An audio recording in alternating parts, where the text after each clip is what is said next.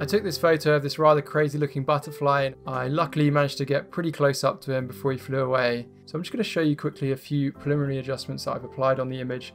So here's the before shot and then the after shot. As you can see, I've just added a bit of a tone curve, some light coming in from the top, but we've got that really bright, vibrant butterfly that's kind of distracting from the overall balance of the image.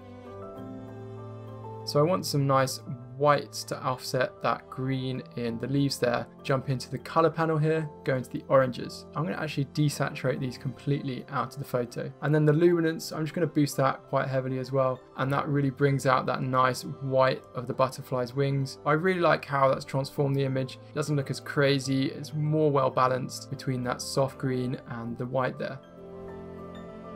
What I'm then going to do is just jump into split toning within the effects panel just to add a bit of coolness to the shadows. Then I'm going to just change this to the blue slider and perhaps around 9 on the saturation or so, and you can see it's gone a lot more blue now. On the same effects panel, just add a vignette, so bring this negative quite heavily and you can see that really brings down the colors on the edges and the light, and we've got a nice focus on the center of the image.